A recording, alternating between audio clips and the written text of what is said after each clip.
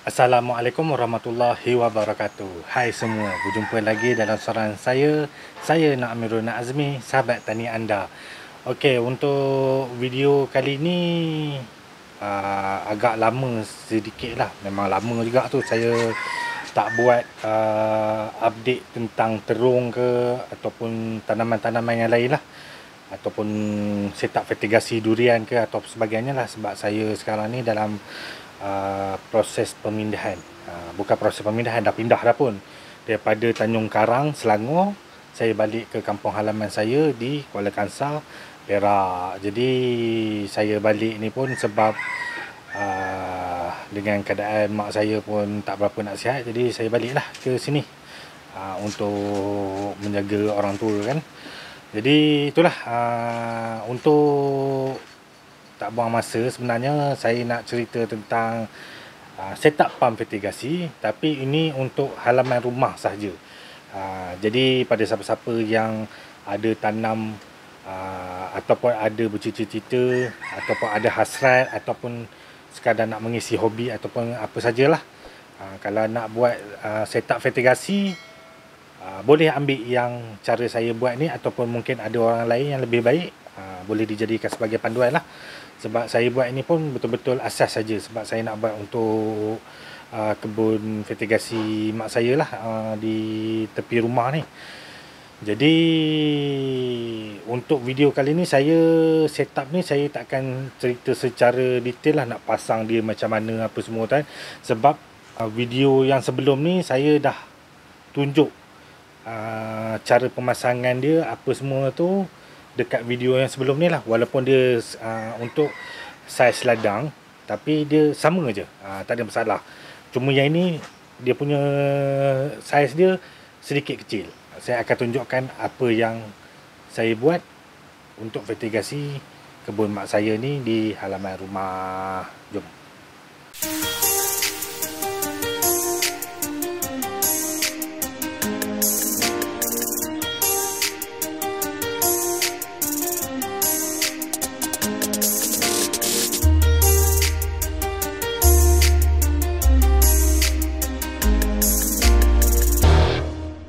Okey, untuk saya buat setup fertigasi mak saya ni, saya buat yang paling mudah lah.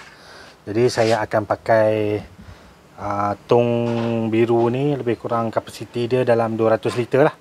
200 liter. Jadi pokok yang kita nak tanam ni pun tak banyak sangat lah. Tepi rumah ni bawa sampai belakang ni dah lebih kurang, belakang rumah ni pun dalam 25 kaki, 30 kaki saja.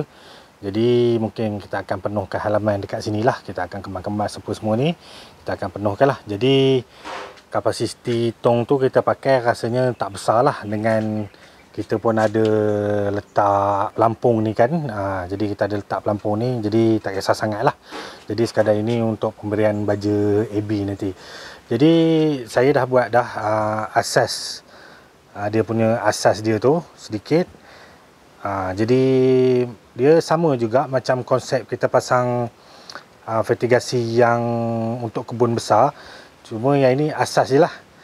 Jadi kalau korang tengok, air daripada tangki dia akan pergi ke pam kan, pergi ke pam, dia akan naik ke bahagian atas ni lah.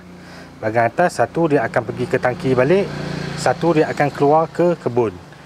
Jadi itu benda asas yang paling korang kena ingat lah. Jadi dia pergi masuk daripada tangki ni kan, daripada tangki ni pergi ke pam, dia naik sampai ke atas, satu pergi ke dia akan return balik ke tangki, satu lagi dia akan pergi ke kebun lah. Dia akan pergi ke kebun. Jadi basic dia macam tu. Jadi apabila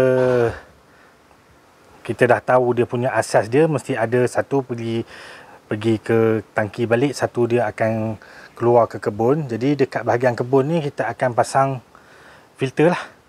Pasang filter supaya bila kita pasang microtube nanti, microtube ni tak mudah tersumbat. Walaupun memang tangki kita ni bertutup, tapi kita kadang-kadang kita tak tahu kan, mungkin ada bahan-bahan tercemar yang halus yang lain tu, nanti lama-lama dia akan menyumbatkan mikrotube yang ada dekat sini lah. Jadi saya pasang macam ni kan. Macam ni je lah untuk asas dia. Lepas tu kita akan pergi, pipe ni akan pergi ke kawasan sasaran lah, zon pengakaran untuk pokok. Jadi ini asas. Ini asas. Ini bentuk yang paling simple yang boleh kita buat lah. Kita buat dan saya rasa tak makan kos yang sangat banyak lah. Jadi saya tak akan buat cara macam ni. Saya nak simplekan lagi sebab saya tak nak makan ruang yang terlalu banyak. Tapi korang kena ingat, korang kena ingat, satu mesti ada balik, return balik ke tangki, dan satu mesti keluar ke kebun.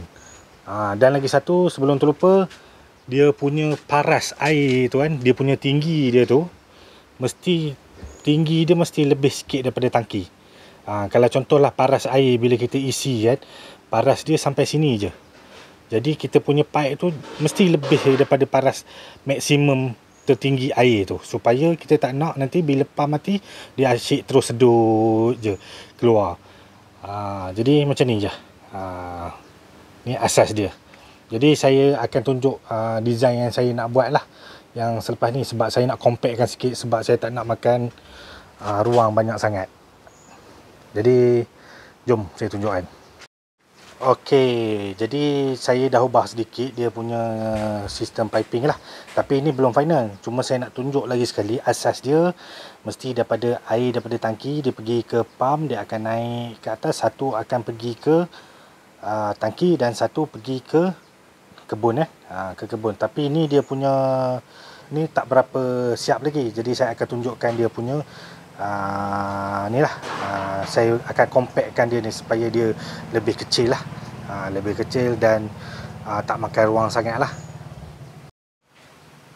Okey, jadi yang bahagian sini sebenarnya bukanlah saya nak ubah apa sangat pun, tapi sikit je sebab saya nak compactkan dia kan. Jadi yang ini saya akan pusingkan lah. Dia jadi macam ni. Jadi dia tak makan ruang sangat lah. Dan yang bahagian pump ni kalau boleh korang pusing letak bahagian dalam lah, bahagian dalam supaya dia lebih kecil dan tak makan ruang Jadi saya cabut dulu. Baik. Okey. Jadi kita ubah macam ni. Dia lebih kecil dan compact lah.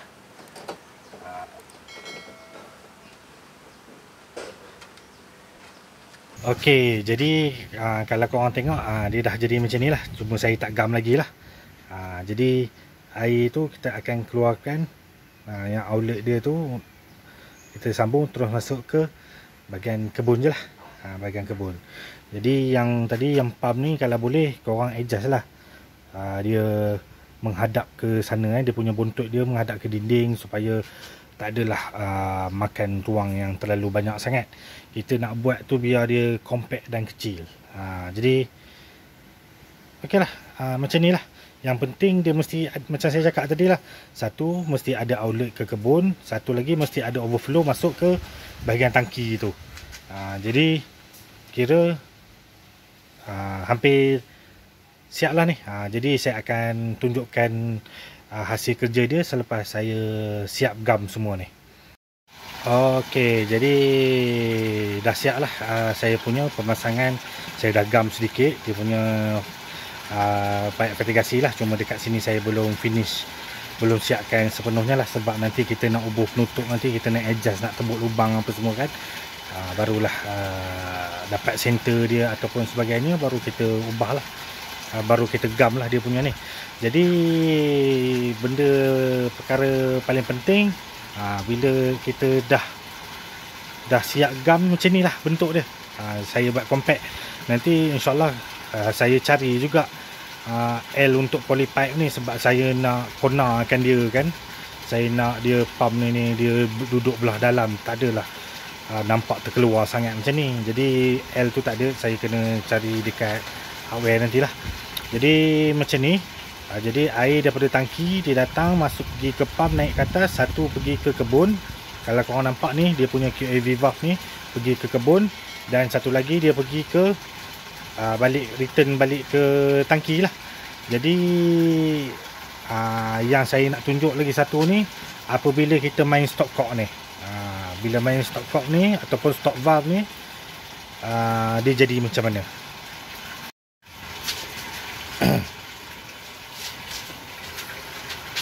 Okey, jadi sekarang ni kalau korang tengok dia punya stop valve yang ni dia terbuka sepenuhnya lah. Mana yang ni saya untuk QAV valve ni saya buka dah. Jadi kita tengok bila kita buka sepenuhnya,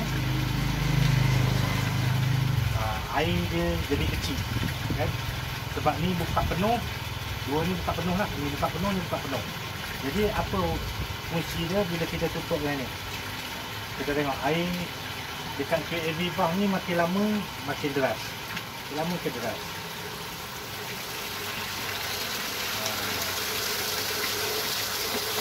Jadi kita akan adjust dia punya tekanan dia ni ikut kesesuaian yang mana kita nak pergi ke kebun lah. Kalau kita tak nak kuat sangat, kita akan besarkan dia punya return ni, ataupun kita boleh main kat sini lah. Kalau kita nak kecilkan, kita boleh adjust kat sini, ataupun dekat QAV valve, mana-mana pun boleh. Tapi biasanya saya akan adjust dekat QAV valve, mudah. Sebab dekat sini nanti saya cuma tutup untuk bancuh bagi AD je.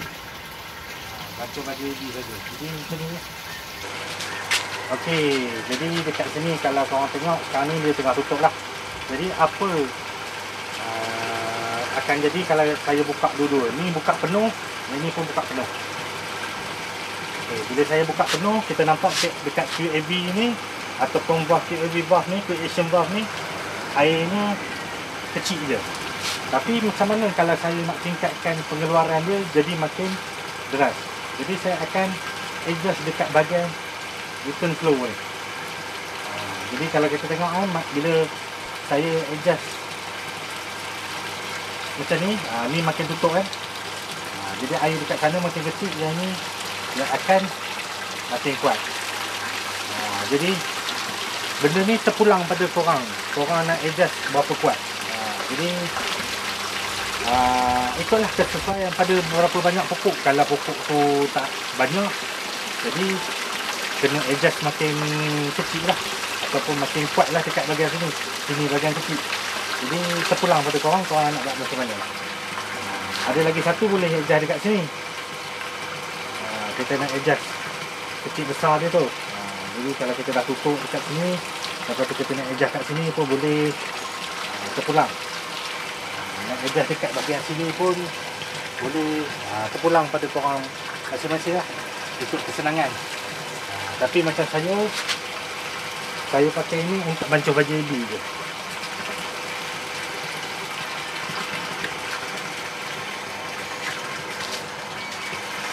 Okey, jadi